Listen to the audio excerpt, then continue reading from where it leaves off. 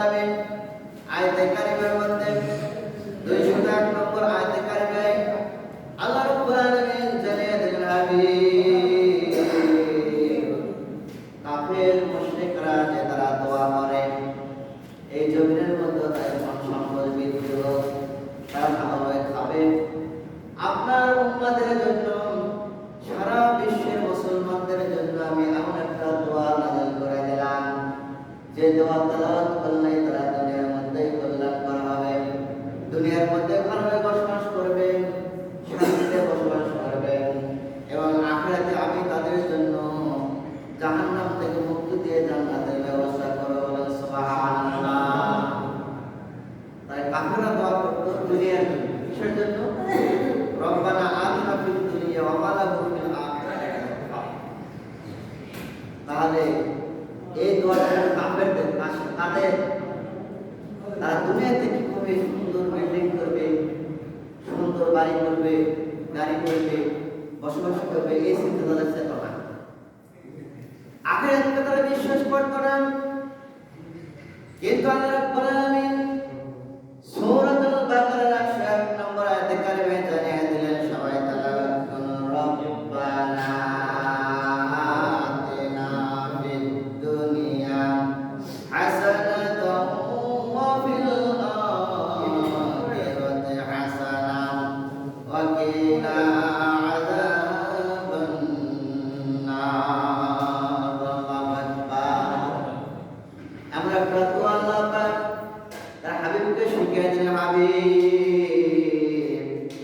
এই দোয়ার মধ্যে আয়াতে কারিমার মধ্যে এমন কিছু নিয়ামত লুকায়িত রয়েছে, এমন কিছু বিষয় আছে এই আয়াতে কারিমার মধ্যে যদি কোনো বান্দা সুন্দরভাবে তেলাওয়াত করে আর বুঝতে পারে অর্থটা কি, এর অর্থ সুন্দরভাবে বুঝতে পারলে সে প্রার্থনা করছে আল্লাহ রাব্বুল আলামিনের নিকটে, আল্লাহ রাব্বুল আলামিনের নিকট প্রার্থনা করছে, রব্বানা আতিনা ফিদ দুনিয়া হাসানা। আর রব্বুল আলামিন এই জমিনের মধ্যে আমাদেরকে আপনি জমিনের মধ্যে সুন্দরভাবে বসবাস করার জন্য আপনি কল্যাণ দান করেন। বলেন সুবহানাল্লাহ। কি সুন্দর দোয়া আল্লাহ পাক শিখিয়েছেন। কল্যাণ এর তাফসীর কারকেরা বলতে বোঝাচ্ছে এক কথা, আপনার জন্ম থেকে নিয়ে মৃত্যুর আগ পর্যন্ত আপনার জীবন পরিচালনার জন্য সুন্দরভাবে বসবাস করার জন্য যা কিছু প্রয়োজন, সুস্থ শরীর এলে অর্থাৎ এক কথায় আপনার জীবনে কোনো অভাব অনটন আসবে না, দুঃখ কষ্ট আসবে না, এমন জীবনের জন্যই প্রার্থনা করছে। কার নিকটে? আল্লাহর নিকটে। রব্বানা আতিনা ফিদ দুনিয়া হাসানা। হাসানা বলতে সমস্ত নিয়ামত প্রার্থনা করছে।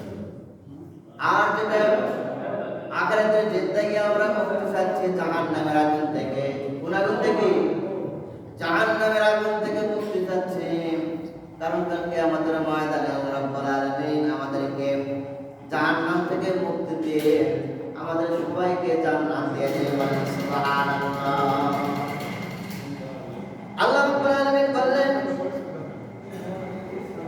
সূরাতুল বাকারার মধ্যে আল্লাহ তাআলা বললেন, আইলা কাদাইতুম মানাসিকাকুম, যখন তোমরা আমাদের মৌসুম চলে আসবে, যখন তোমরা কুরবানি দিবে, যে সমস্ত হাজি মিনায় যায়, মুজদালিফায় যায়, আরফার ময়দানে অবস্থান করে, পাথর মারে, পাহাড়ে সাফা মারা সাই করে, কুরবানি করে, প্রত্যেকটা ফরজ নামাজের পরে আল্লাহ রাব্বুল আলামিন বললেন তোমরা কি করবে? আল্লাহ আল্লাহকে বেশি বেশি ইবাদত করো, অর্থাৎ তাকবীর বলা, বলেন সুবহানাল্লাহ। কেমন তাকবীর উল্লেখ করলেন আল্লাহ পাক? তিনি উদাহরণ দিলেন যে কাফের মুশরিকরা তারা তাদেরকে যেভাবে স্মরণ করে তোমরা তার চেয়ে বেশি আমাকে স্মরণ করো। আল্লাহু আকবার। তাহলে এই আয়াতটা আমরা শুরু করেছি 9 তারিখ ফজর থেকে নিয়ে এবং 13 তারিখ আসর পর্যন্ত একবার তেলাওয়াত করব। এটা হচ্ছে ওয়াজিব। কি ওয়াজিব করতে হবে এবং কোনো বান্দা যদি মনে ভুলে যায় পরবর্তী যখন স্মরণ আসবে তখনই তেলাওয়াত করবে এবং 3 বার তেলাওয়াত করা অবস্থা এটা প্রতিবাদ বলেছে। কারণ আল্লাহ রাব্বুল আলামিনের নাম উচ্চারণ খুশি আল্লাহ খুশি হন। যেমন সূরা বাকারার মধ্যে আল্লাহ তাআলা বললেন ফাযকুরুনি আযকুরকুম ওয়াশকুরুলি ওয়ালা তাকফুরুন। বান্দা যখন তুমি আমাকে স্মরণ করো আমি তোমাকে তার চেয়ে বেশি স্মরণ করব। সুবহানাল্লাহ। এই জন্য কবি একবার বলেছিল दिल से जबाना करते हैं असर रखते हैं, दिल से जबाना करते हैं असर रखते हैं, और ये मगर का आदम परवाना रखते हैं। अल्लाह इकबाल বলেছিল বলো প্যারা বান্দা বিপদে মুসিবতে পড়ে ডাকতে একবার ডাকতাম সঙ্গে আল্লাহ রাব্বুল আলামিন ৭০ বার ডাকতে বলে বান্দা আমি আল্লাহর নাম স্মরণ করলে খুশি হন কে? আল্লাহ খুশি হন না? গল্প করতে পারে তো আল্লাহর নামে স্মরণ করতে হবে, আশাবাদী রাসূলের নাম স্মরণ করতে হবে। এরপরে আল্লাহ রাব্বুল আলামিন কোরআনুল কারীমের মধ্যে আরো উল্লেখ করেন ফাইদা কদাইতুমুস সালাতা ফাযকুরুল্লাহা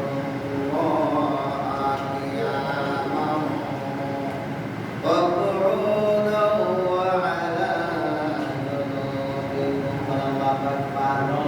বান্দাকে আল্লাহ তাআলা ডাক দেয় বান্দা যখন তোমরা সালাত আদায় করবে কিয়ামান সালাত আদায় করার পর যখন দাঁড়ানো অবস্থায় বসা অবস্থায় শোয়া অবস্থায় তোমরা আল্লাহকে বেশি বেশি স্মরণ করে বলেন সুবহানাল্লাহ। আমরা কিন্তু নামাজ শেষ করে জমির মধ্যে সরে বিভিন্ন কাজ করি না? কেউ বাসে যায়, কেউ সাইকেলে যায়, কেউ জিনিস কর্মে যায়, যার তার কর্মে। আপনি বাসে যদি বসে থাকেন আপনি আল্লাহ জিকির করেন, সুবহানাল্লাহ বলেন, আলহামদুলিল্লাহ বলেন, খুশি হন কে? তাহলে সেটাও আপনার ইবাদতের মধ্যে গণ্য হবে। কি হবে? ইবাদতের মধ্যে গণ্য হবে। যেহেতু আপনি বাসের মধ্যে বসে আছেন কিন্তু বর্তমান পরিস্থিতি এমন অবস্থায় বাসের মধ্যে দুটা সিটের মধ্যে এই সিটের লোক এই সিটের খবর মানে না, পাশাপাশি বসে আছে দুইজন, এখানকার লোক এখানকার অবস্থা জানে না। কারণ ডিজিটাল যুগ আছে, এমন একটা যন্ত্র দিয়েছে আপনার হাতে বিজ্ঞান। এটা ভালো দিক আছে, খারাপ দিকও আছে। আপনি এখন মোবাইল ধরে এমনভাবে বাসের মধ্যে বসে থেকে দেখতেছে পাশের লোক কি করছে আপনার খবর নেই। কি আছে না? স্ত্রী পাশে বসে আছে তার খবর নাই, সন্তান পাশে বসে আছে খবর নাই। এমন ডিজিটাল যুগে আমরা এসেছি, যেহেতু বাসের মধ্যে বসে আমরা অত্যন্ত দ্রুত সহকারে ভালো করে চলছি, মশা ভালো করে। বাস কখন কি হয়, প্লেন কখন কি হয়, সাইকেল মোটরসাইকেল কখন কি হয়, দুর্ঘটনা কি বলে আসে নাকি? বলে আসে না। তাহলে আপনাদের মনে মনে আল্লাহ জিকির করেন, সুবহানাল্লাহ বলেন, আলহামদুলিল্লাহ বলেন। নবী করিম সাল্লাল্লাহু আলাইহি সাল্লাম বলেছেন আলহামদুলিল্লাহি তামলাউল মিজান। একবার যদি আলহামদুলিল্লাহ বলে আল্লাহ রাব্বুল আলামিন ওই বান্দার নেকির পাল্লা দ্বারা পার করে দেন। বলেন সুবহানাল্লাহ। শুধু তাই নয়, সুবহানাল্লাহ ওয়ালহামদুলিল্লাহ আল্লাহু আকবার তামলাআনে আও তামলা মা বাইনাস সামাওয়াতি ওয়াল আরদ। এই বাক্য যে একবার তেলাওয়াত করবেন নবী করিম সাল্লাল্লাহু আলাইহি সাল্লাম বলেছেন আমার সাহাবারা শুনো, যে কোনো ব্যক্তি যখন বলবেন সুবহানাল্লাহি ওয়া আলহামদুলিল্লাহি আল্লাহু আকবার, তেলাওয়াত করার সঙ্গে সঙ্গে আসমান জমিনের মধ্যে যত ফাঁকা জায়গা রয়েছে এই ফাঁকা জায়গা দ্বারা সওয়াব করা হয়েছে, আমল নামে পরিপূর্ণ করে দেয়। আল্লাহু আকবার। তাহলে যে আমরা তাকবীর বলছি প্রত্যেকটা ফরজ নামাজের পর, এরপরে যারা আপনি অবসর সময় থাকবেন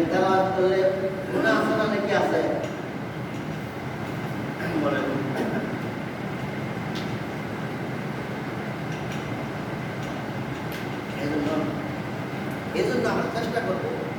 আমরা তো বাইরে যখন থেকে বের হয়ে যাই সবসময় গুণের মধ্যেই থাকি, কি বলে? চোখের গুণা, হাতের গুণা, পায়ের গুণা, গর্বের গুণা, গুণার দিকে তাকাইলে আমরা জাহান্নাম ছাড়া কিছু দেখি না। গুণা করতে করতে আমরা জীবনটাকে বরবাদ করে দিয়েছি। এই জন্য আমরা চেষ্টা করবো বেশি বেশি তাদের করার জন্য। আপনারা সবাই জানেন, অনেকে জানেন না। ইমাম আহমদ বিন হাম্বল রাহমাতুল্লাহি আলাইহি তিনি 10 লক্ষ হাদিসের হাফেজ ছিলেন। কত লক্ষ? 10 লক্ষ হাদিসের তিনি হাফেজ ছিলেন। এমন একজন ব্যক্তি যখন তিনি সফরে বের হলেন, বের হওয়ার পর যখন শীতকাল ছিল, সময়টা শীতকাল থাকার কারণে এশার নামাজ মসজিদ আদায় করার পর মুয়াজ্জিন সাহেবকে বললেন, আমি মসজিদে থাকতে চাই। কিন্তু ওই মুয়াজ্জিন সাহেবরা ইমাম আহমদ বিন হাম্বল রাহমাতুল্লাহি আলাইহি ছিলেন না। তিনিও পরিচয় জানেন ইমাম আহমদ বিন হাম্বল রাহমাতুল্লাহি আলাইহি। তিনি শুধু বলছেন, রাত্রিটি গভীর হয়েছে, আজকে আমি এই মসজিদে আমি থাকবো, আগামীকাল ফজরের নামাজ পড়ে আমি চলে যাব। কিন্তু মুয়াজ্জিন সাহেব বলেছেন, না, আপনাকে থাকার জন্য ফিরে দেয়নি। অনেক কিছু বলার পরও ইমাম আহমদ বিন হাম্বল রাহমাতুল্লাহি আলাইহি মনে দুঃখ করে মসজিদ থেকে বের হয়ে তিনি একটা বাজারের দিকে চলে গেলেন। বাজারের দিকে দেখতেছেন একজন ব্যক্তি রুটি ভাজতেছেন। তার পাশে যা বললেন, ভাই আমি আপনার দোকানের পাশে বসে থেকে সারাটা রাত আমি যে কাটাইতে যাই, তাই নাকি তুমি আমাকে দিবে? রুটিওয়ালা খুব খুশি হয়ে বললেন, হুজুর আপনি সারা রাত এখানে বসে থাকতে পারবেন, কোনো টেনশন করবেন না, আপনি বসে থাকুন। ইমাম আহমদ বিন হাম্বল রাহমাতুল্লাহি আলাইহি তিনি দেখতেছেন ওই উটিয়ালা যখন তা দেয় তখন বলে আস্তাগফিরুল্লাহ। কি বলে? আস্তাগফিরুল্লাহ। রুটি যখন নিচে নামায় তখন বলে আস্তাগফিরুল্লাহ। রুটি যখন গ্রাহককে দেয় তখন বলে আস্তাগফিরুল্লাহ।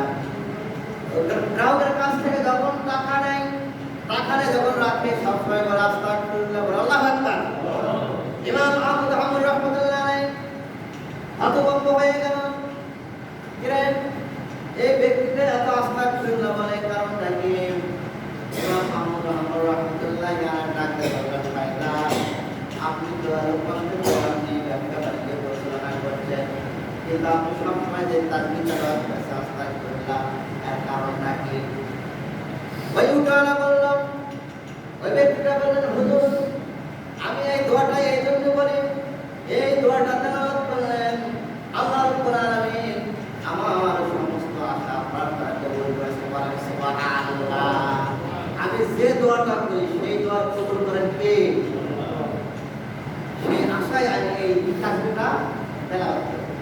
তবে একটা দোয়া কোনো কবুল হয় নাই। বলছেন কি দোয়া?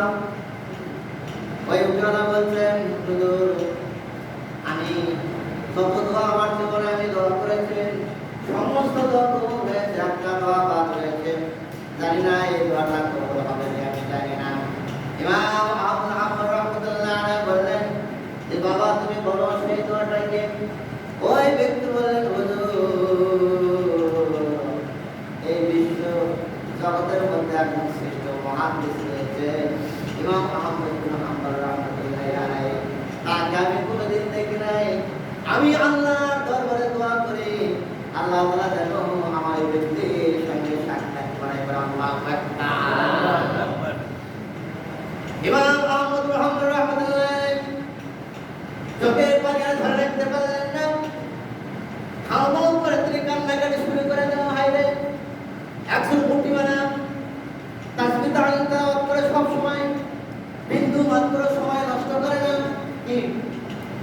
আর আমাদের ব্যবসা কি হয়? ওজনে ভেজা, কম দেয়, কি বলে? টাকা বেশি নেই, ব্যবসা করতে গেলে মিথ্যা কথা বলে, কিনা আছে 10 টাকা বলে 8 বলি 12 টাকা কিনা আছে, চিন্তা করে আমাদের ব্যবসায় গোল কথা হয় না কি ভাবে? ব্যবসা হচ্ছে সর্বশ্রেষ্ঠ একটা ইবাদত। আল্লাহ পাক কাল কিয়ামতের ময়দানে নবী সাল্লাল্লাহু আলাইহি ওয়াসাল্লাম বলেছেন, যে ব্যক্তি সলিড নিয়াতে শরিয়া ভিত্তিক ব্যবসা করবে কাল কিয়ামতের ময়দানে ব্যবসাটা আমাদের আছে? ওজনে কম দেয়, মানে ভেজাল দেয়, মিথ্যা কথা বলে, চকর করে পাশের দোকানে সঙ্গে হিংসা করি, কি করি না? আর তো ব্যবসা করি কি করি? হিংসা করি। এবার আহমদ হাম্বর রহমতুল্লাহ সকলে ব্যক্তি বললাম, হুজুর আমার বড় আশা আকাঙ্ক্ষা এই জামানার শ্রেষ্ঠ আলেম ইমাম আহমদ হাম্বর রহমতুল্লাহ আলাইহির সাথে যেন আমি সাক্ষাৎ করতে পারি। আমার আশা, দোয়া করেছে আল্লাহর দরবারে, আল্লাহ এই দোয়াটা এখনো কবুল হয় নাই, আমি সেই অপেক্ষায় রয়েছি। ইমাম আহমদ হাম্বর রহমতুল্লাহ বললেন, বাবা তুমি যে দোয়া করেছো দোয়া কবুল হয়েছে, বলেন সুবহানাল্লাহ। তুমি যে দোয়া করেছো এই জামানার ইমাম আহমদ হাম্বর রহমতুল্লাহ আলাইহি আমি সেই ব্যক্তি, বলেন সুবহানাল্লাহ। আজকে আমরা সময় কত নষ্ট করি না? কত সময় নষ্ট করে? এই জন্য আল্লাহ রাব্বুল আলামিন কোরআনুল কারীমের মধ্যে বললেন, ইয়া আইয়ুহাল্লাযীনা আমানু যকুরুল্লাহা যিকরান কাসীরা। বলেন সুবহানাল্লাহ। আল্লাহ রাব্বুল